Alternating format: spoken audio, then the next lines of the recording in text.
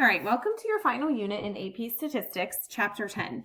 In this chapter, we are going to be taking a look at scatter plots and correlation. Go ahead, take a minute, and read what you're going to be learning in this section. All right, let's go ahead and get started. In this lesson, we're going to be taking a look at explanatory and response variables. They're very similar to the explanatory and response variables that you have used when you have looked at linear equations. Most statistical studies examine data on more than one variable. In many of these settings, the two variables play different roles. In this section, we're going to investigate relationships between two variables. It's going to be central to what we do in statistics. Remember all those chi-square test statistics we just did? That was taking a look at two variables. If we can understand the relationship, then we can use one variable to help us make predictions about the other variable. In this unit, we're going to be looking at the relationships between two quantitative variables. Remember your chi-square test statistic when we looked at the two variables, they were qualitative, they were categorical variables. Does knowing the number of points a football team scores per game tell us anything about how many wins it will have? That would be looking at two quantitative variables. Here's another example. Are there any variables that help Mrs. Price predict when the next earthquake will be in New Zealand? So those would both be quantitative variables, such as temperature, earth movement, something like that. When we take a look at two variables, there's a few things that we're going to have to look out for. Number one, please make sure you understand that just because there is a relationship does not mean that one variable caused another change in another. We're just saying there is an association. As one increases, the other increases, but it doesn't mean one caused the other one to increase. As you're completing this section, realize that if two variables have a relationship, it doesn't mean that one influences or causes the other to happen. There may be another variable that influences both of the variables that you have on your graph. So for example, in chat, we're going to discuss lightning and cats. For example, as the number of cats increases, it might be that the number of lightning strikes are also increasing, but it doesn't mean if you go out and purchase more cats, then lightning is going to strike more often. Let's take a look at this example. Notice that the Facebook users are increasing, so the Facebook is the black line. And the Greek debt, the amount of Greek debt, is the yellow line. So notice that the Facebook users are increasing, and so is the amount of Greek debt. But does that mean if new users start using Facebook that the Greek debt is going to increase? No. So there's an association, but it doesn't mean that the number of Facebook users increasing is causing the Greek debt to rise.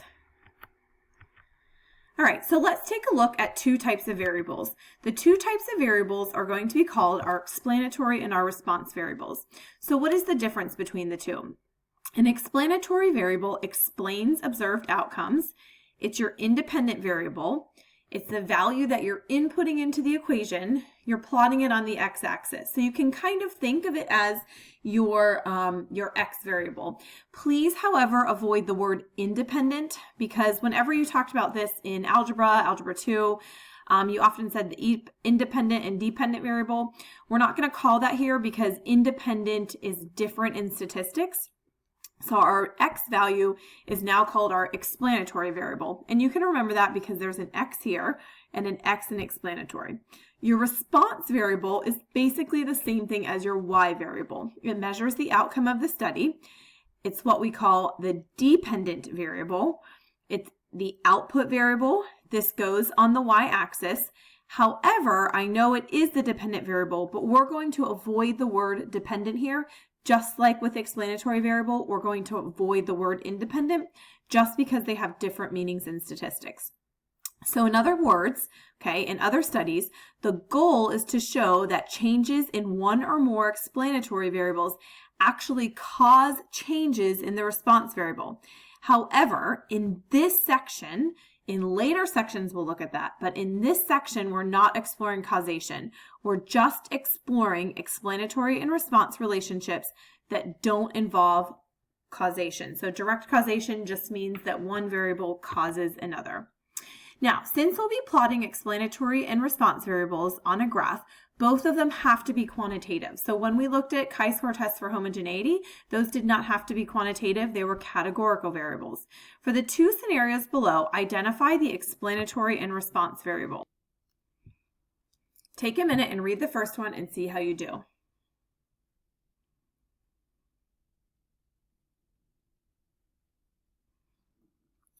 Okay, so remember your explanatory variable is going to be the variable that you start with.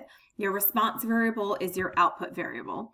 The explanatory variable in this case is the number of beer cans. The response variable is your blood alcohol level. So we're looking at the relationship between the two. Is there an association? Take a look at your second scenario.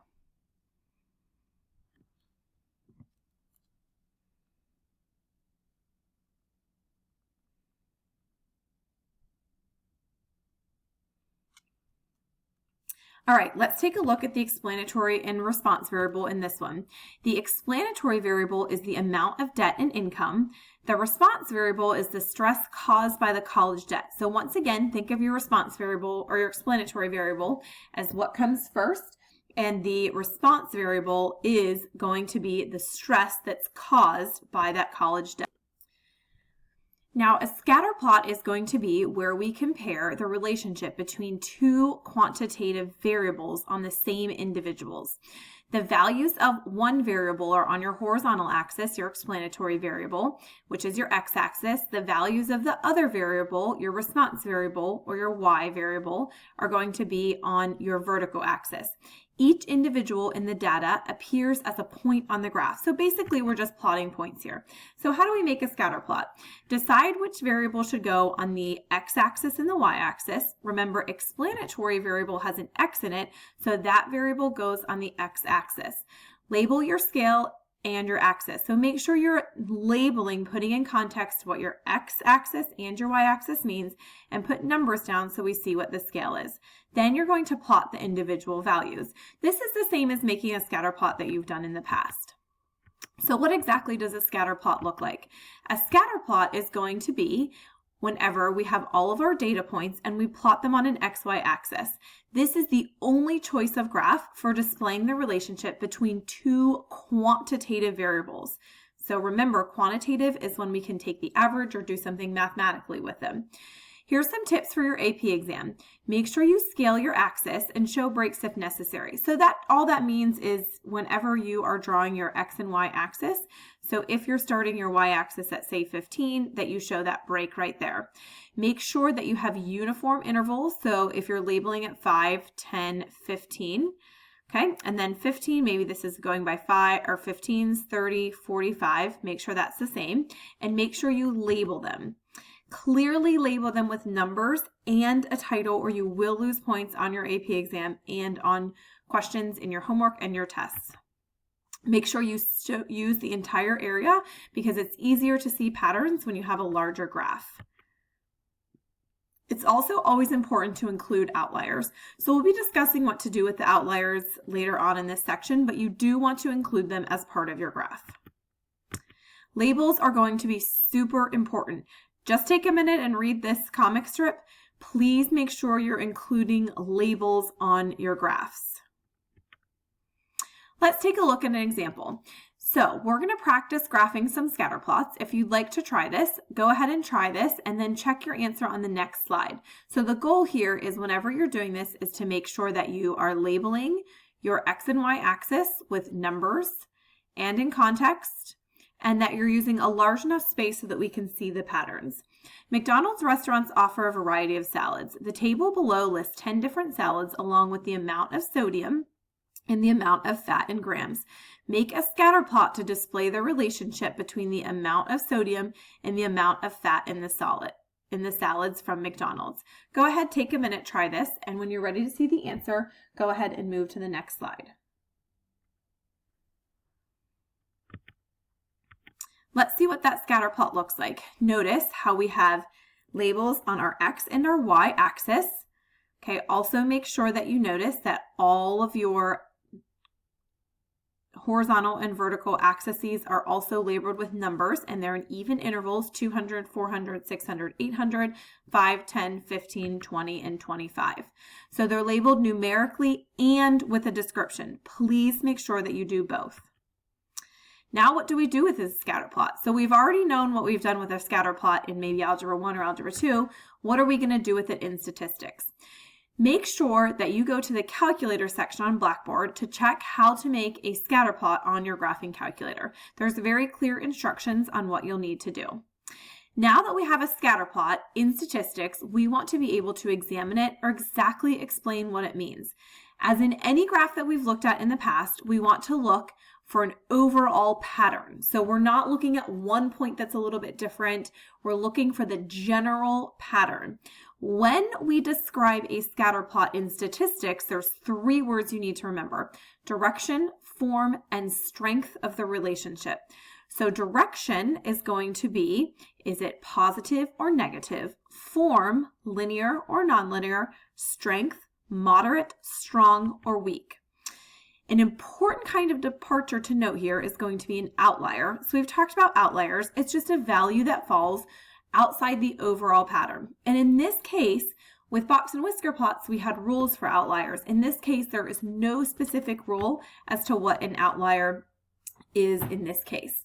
So if the directions state to describe a scatter plot, you're expected to do so in context. So based on the information of the question. So describing the scatter plot means describing the direction, the form, and the strength of your scatter plot. So you can remember it as DOS: direction, form, strength. And then if there's any outliers, go ahead and comment on those. Let's take a minute and see what describing the scatter plot actually means. Even though the directions will not specifically say to do the following, you have to know what describe means. So describe means direction, form, direction, strength, outliers. Direction, is there a positive or negative association? And then you would state there's a positive association between sodium and fat content. Outliers, is there any outliers that fall outside the overall pattern? Make sure you actually list what those ordered pairs are. The ordered pair 2, 3 is a potential outlier. What's the form? Is it curved or linear? Remember, it's not going to be exact, but what's the general pattern? And what is the strength? How closely does it follow a clear form? Is it strong, moderate, or weak? You will base this off your answer to form. If it's linear, is it strong and linear, moderately strong and linear, or weak? So when you're doing this, you can actually put this in one sentence. You can say there is a positive, strong, linear relationship between sodium and fat content. So you don't need to write 3 separate sentences. One sentence with all 3 words will be fine. Let's take a look at what it means to have a positive or negative relationship. So 2 variables have a positive association if when x increases, y increases also. So if you're going to draw a trend line in here, if you drew a trend line that went up because it has a positive slope, that's a positive relationship. If you're going to draw the trend line in here, if you have a negative slope, it's going to be a negative association. So basically x and y are doing the opposite. When x increases, y decreases. Now, let's take a look at what it means to describe the scatter plot with strength, form, and direction. This scatter plot is comparing the percent of students that take the SAT to their average math score. So we're going to describe the strength, the direction, and the form. Let's see what that looks like. Notice how I'm putting all of those in one sentence. There is a moderately strong, negative, curved relationship between the percent of students in a state who took the SAT and the mean SAT math score. So notice the content. So moderately strong means that the data points are actually pretty close together. They're following some sort of curve pretty well. The direction, notice my curve is going down, so that's negative. And then the form is telling me, is it curved or linear? In this case, it's going to be curved, okay? Now, also you want to check for your outliers. And this is just a matter of opinion. So what points are far away from the rest of the data? Right here and right here are 2 possible outliers or points that are further away from the rest of the data.